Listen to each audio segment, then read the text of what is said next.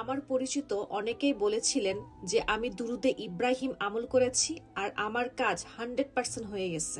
আমি ভেবেছিলাম আমিও দুরুদে ইব্রাহিম ওজিফা করব।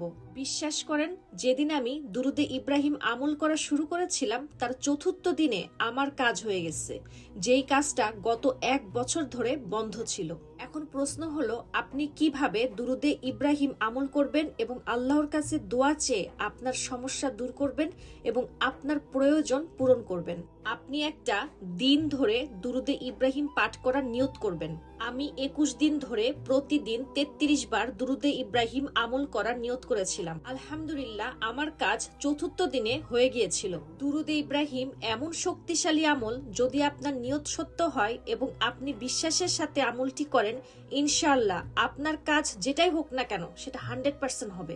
যারা যারা এই আমলটি করার নিয়ত করতে চান তারা দয়া করে আমার কমেন্টে আল্লাহু আকবার লিখুন, ইনশাআল্লাহ।